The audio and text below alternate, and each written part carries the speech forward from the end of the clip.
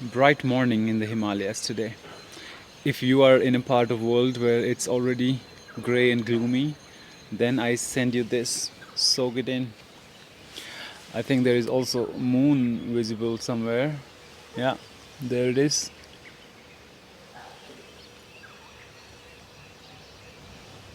Okay, this morning I want to speak to you about something that you are already very well aware of.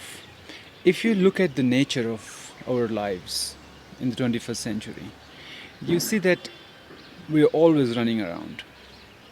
We're always chasing and searching and seeking, both in material pursuits and in our spiritual, religious pursuits.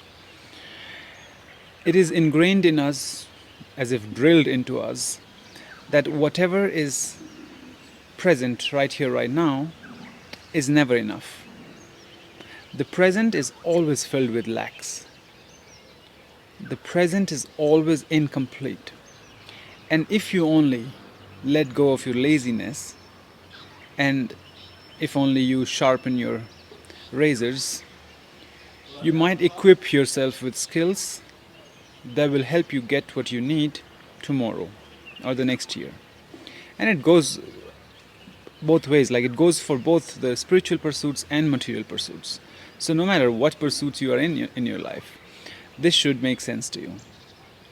Just slow down and don't be in a hurry with this video.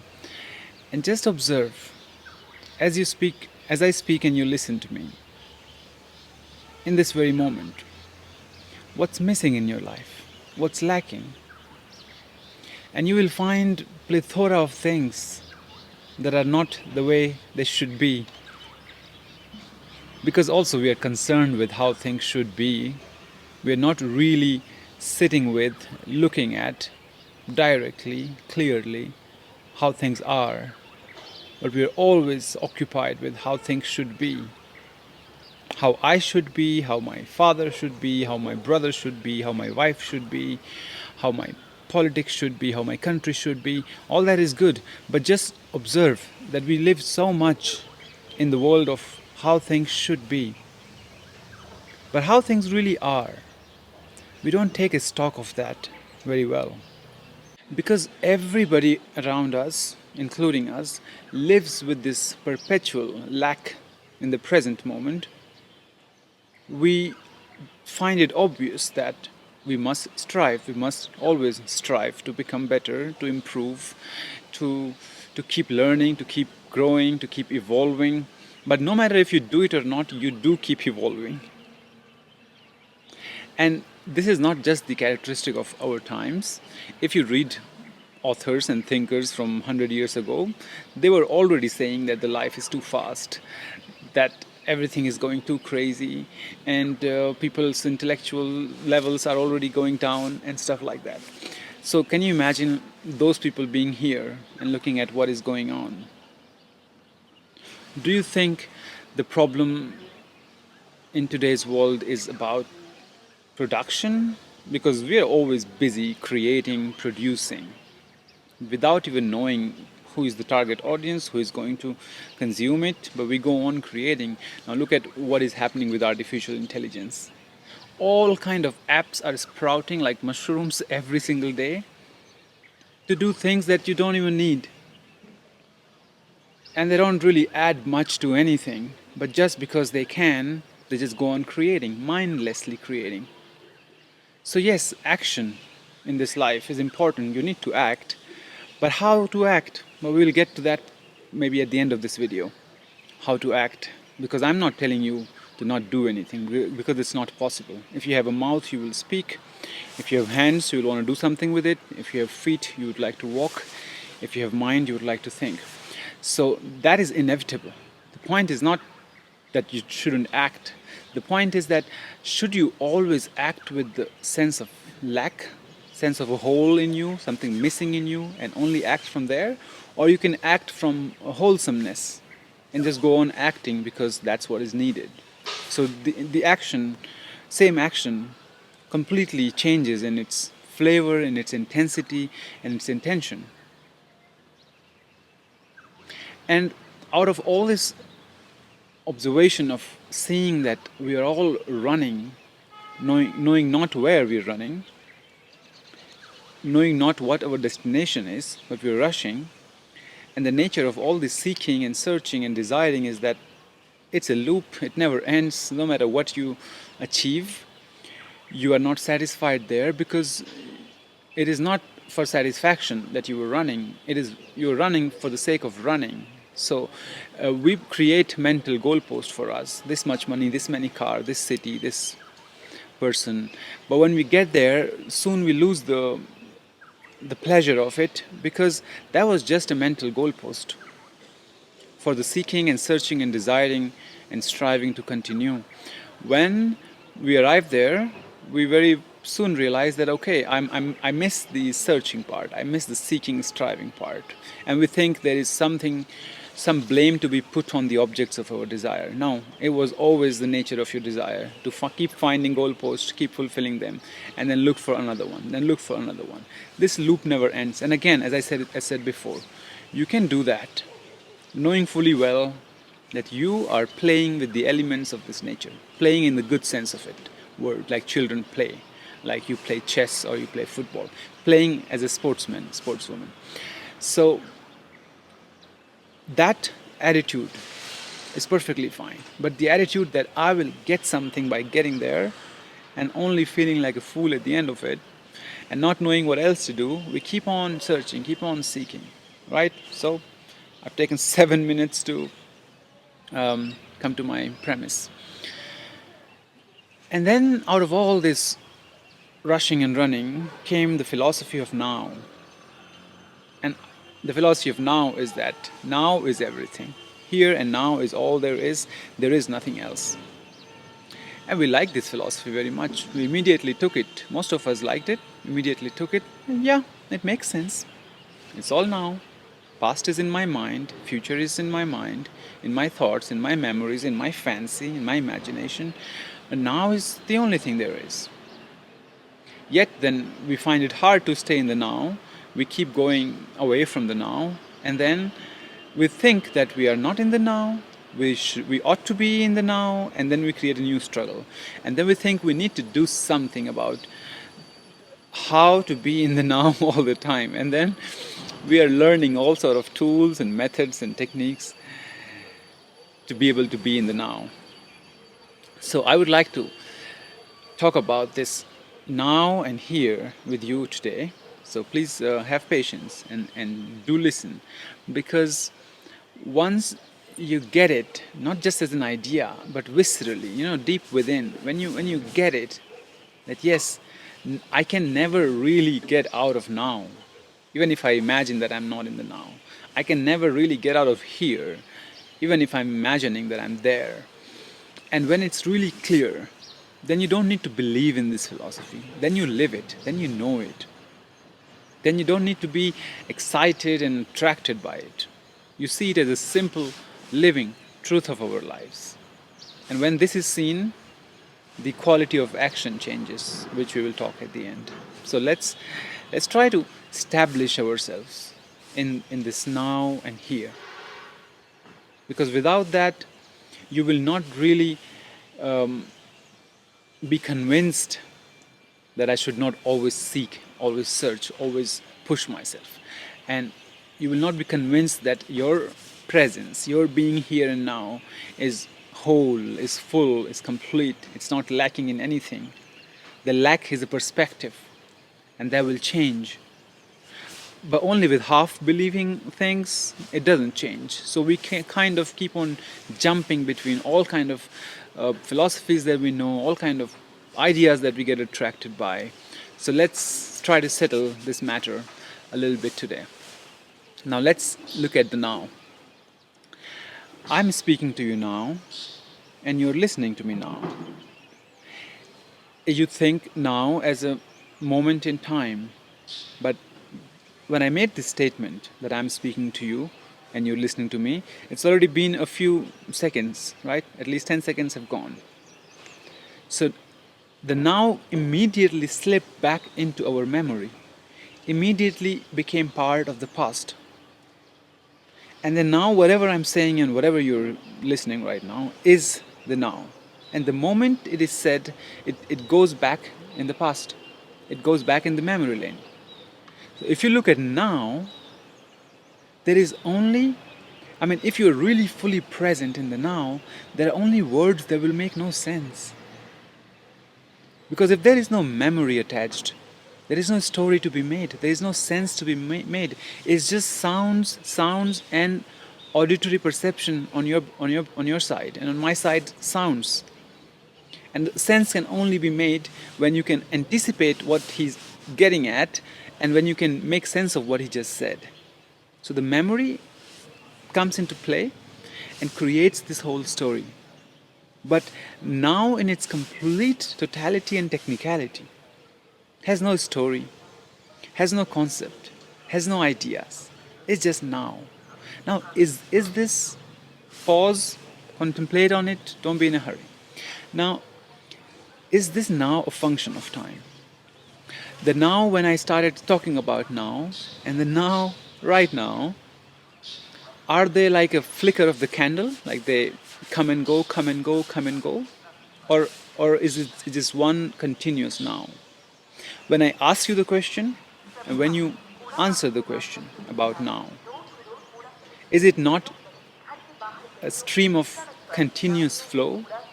It's not a series of nows, but it's just one now, which is always there. So, if you realize that any single moment when you speak about now, it is only now. In the now, you could be thinking about the past. In the now, you could be imagining the future. But the now is always there, fully present. Now is not a function of time. Now is a timeless dimension. Because now is eternal presence. And eternity is not a function of time either. Eternity means that it's an infinite presence, field of presence. And now is that field of presence. You must contemplate on it, you must observe it, you must directly experience it. It's not a concept, because it's a cliche now to just say now and here all the time. But really go deep into it and see that now simply is. And there is always now.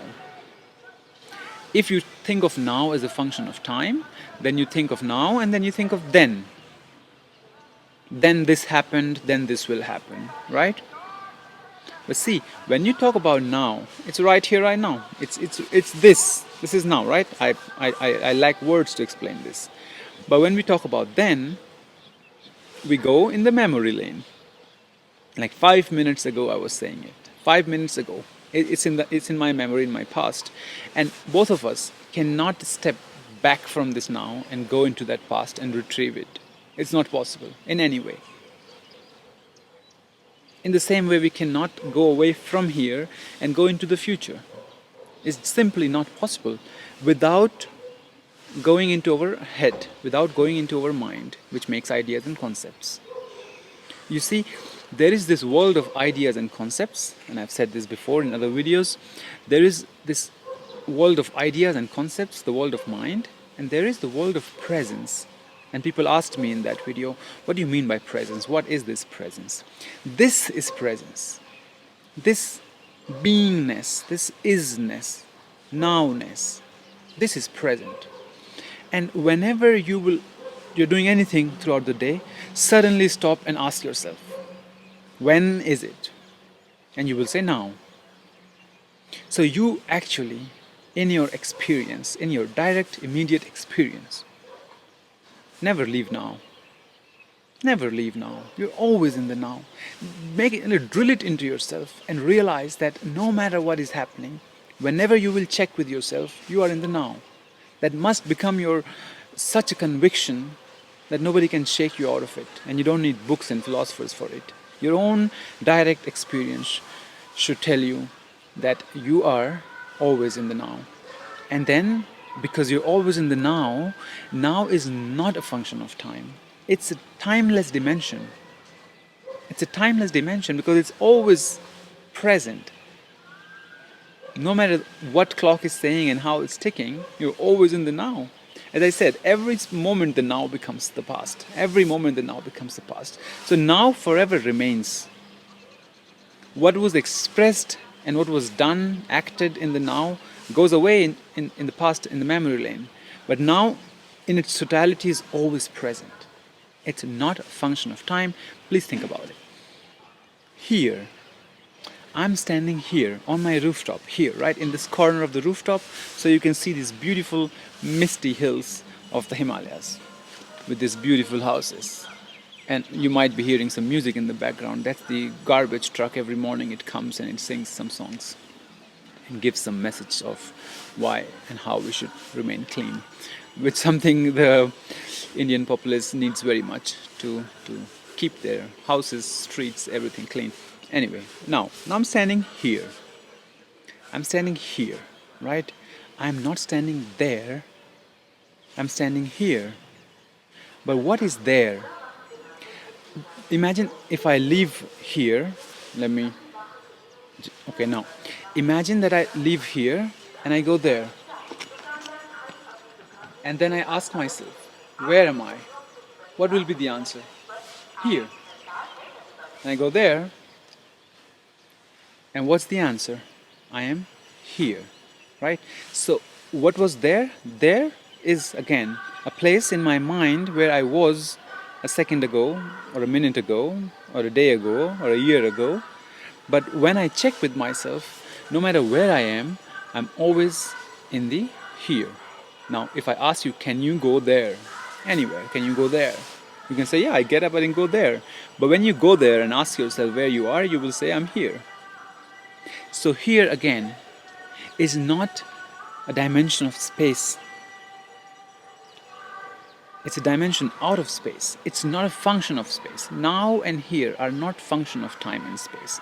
They're timeless, spaceless dimension. They're always present no matter what is happening in life. All your life you've been fully present in a timeless and spaceless dimension.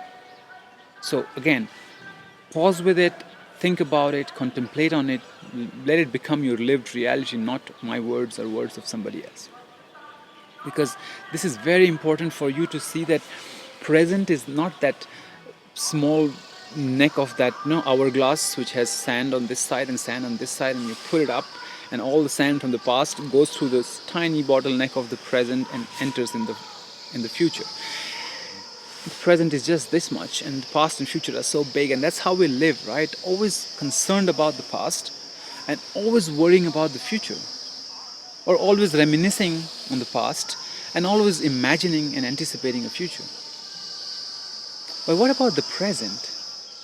It's not just a tiny street that you need to cross to reach the future. It is the sine qua non of all our lives. It is the only thing that is really fully present. Because the other fields of past and future are the field only in our minds. And all kind of craziness, all kind of hell breaks loose only when we are too much in the past and too much in the future. Now, I'm not saying that we need to completely discard this kind of past and future. All I'm saying is that, and if you've listened to me a few times before, you know that there is a practicality of all these things, and there is an inner, subtle, call it spiritual, call it psychological understanding, where you see that you can use all these practical functions and leave them there. When it comes to getting into a deeper, holy understanding of life, you don't need to be practical about it. You only need to be subtle and clear and direct. Being in the past and future is like looking at the map of India and putting your finger across all the Indian states and thinking that you've already traveled there. That's how we're living, right? When we're living just in the thoughts of past and future. But to be yourself fully present there, that's all that counts. Being in the past and future is like talking about honey, explaining honey to someone who has never tasted it. All they need is to just taste the honey, and no explaining will be needed. So you must see that no matter what is happening, you're brooding over your past, it's happening in the now. It's happening here and now. You are a being that is present, that lives in presence. You never leave that. When it becomes not only clear, but also it gives you the energy of this understanding, then perhaps I imagine that your world, your inner world will shift completely, and you will realize that it is so much more important and lively to live in the here and now, not in the past and future. Because why? What's the point? Like, what's the point of always being away somewhere and stressing over it, worrying and being anxious? Why not just claim the present? Why not just know that, hey, no matter what is happening, right here, right now, I'm here, and I have the ability to choose, I have the ability to act, I have the ability to do whatever I want to do. And whatever I do now will become past, and those memories will come to me. So if I want to make conscious changes in my life, if I believe that I'm able to make conscious changes, that I have a free will, then, because there are people who are always believing in free will or not believing in free will, all that doesn't matter. Whatever you believe in, your present is becoming past, and it's going in your memory, in the dimension of time. And then only by acting in your present, however you want to act, thinking in your present, however you want to think, sorry, it will become your past, and you will begin to think about it. And what do you want to think about it? How you want to think about it, about your past. That becomes the guiding force of your present moment. And in the end, I want to talk about action and then close this. Then, when you are fully present, and then you realize the action is needed, not necessarily to fulfill the holes and gaps and lacks in your life, but because in this earthly life you must act. It's a land of karma, and the karma you must keep on creating. But they don't have to bind to you, because you can work, because the work needs to be done. Work becomes an end in itself. Work is not a means to an end. Work is an end in itself. If you are filled with clarity, understanding, and love, then this is the driving force for your action. When we love, we don't think in our head, I love so that I can do this, I love so that I can do that. When children play, they don't think that if I play, then I can do this. This is the means and the end in itself, right? So the work has to have the same quality. Work simply needs to be done, detached with the results of your work, fully present with the action of your work, and with a feeling of love and feeling of surrender and feeling of devotion and dedication, because the work must be done, right? And you get the opportunity to be fully present and explore the presence by being fully present in the work. Like in the moment of working, no matter how dreadful your work is or how interesting it is, if you're really focused even for 5 minutes, you're not thinking about how horrible and useless my work is. You're working, right? There are only two ways for me. You're either doing it or you're not doing it. You're not half-assing it. You're not always complaining about your work while working. You can think about your work before and after to make some changes or decisions, but while working, just work. You will see that while doing anything, if you're just doing it, not necessarily always having a commentary on it, always having this feeling of, I don't want to do it, but I'm doing it. If you're living like that, this kind of trickles into all aspects of your life. You're never fully present anywhere in anything. So bit by bit, start getting present in your life, and stop always putting categories and judgments on what you do, what others do, how it is, all that. Just put it away and just focus on doing things. You will see how the present begins to expand in your life, and so much clarity and insight that needs to come from the present comes to you, and only you will see with your own actions, with your own um, observations, how your life changes with that. So don't just buy into the philosophy of now, and don't just keep thinking that you need to always do something so that you can fulfill. all the things that you're lacking right now. You don't need to keep on running like this. You will realize that in your presence, in your now and here, everything is simply what it is. I don't want to tell you all that you will realize, because you might realize different things than I do, but I can tell you one thing for sure, and you can find so much commonality between me and many other people who talk about it, is that you just feel that the fullness and richness of life is only in the present, in the now, when your mind is not burdening you. You can sit and meditate for 20-30 minutes every day. You can choose not to look at your phone every 5 minutes. You can choose to engage always with focused activities which take at least your 20 minutes. So every time you do something, let it take 20 minutes of your attention. With your phone completely away, unless you're working on the phone, which is not a very smart thing. Move it to the laptop and kill all the notification and the work. You will just see that the quality of everything changes when you can just focus and step back. Because again, okay, I'm gonna extend it more because something else came to my mind. Because again, look, there are two kind of attentions in our life. So one is this spotlight attention. We're always focusing at things, and then we think that's how the quality of life improves. But there is also floodlight attention.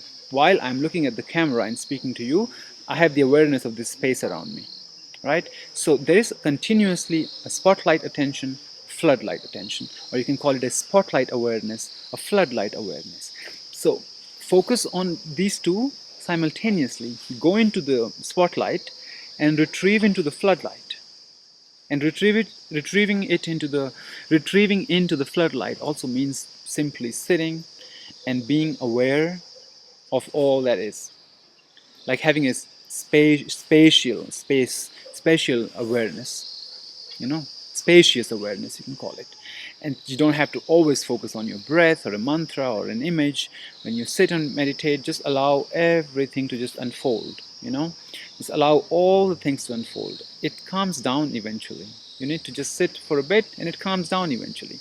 And you will see that what your mind thinks about all the time. You get so much information about you. What is it that comes so often and so repeatedly? Now it's getting hot. What comes so repeatedly? What comes so often? And once you begin to know yourself again, you don't need so much direction and help from other people. You just know. You just know yourself. You begin to know yourself. And that's the most important thing. You begin to understand the now. You begin to understand the presence. Not always just staying in the head, but always becoming a lived experience of all this.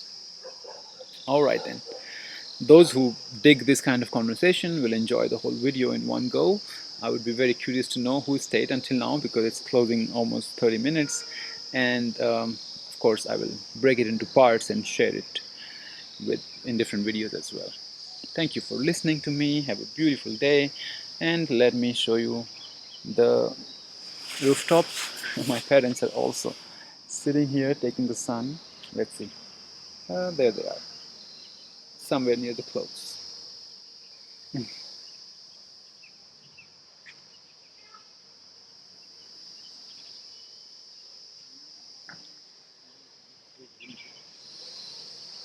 It rained a lot these days and it became cold, but now it's very pleasant. All right, take care. Bye bye.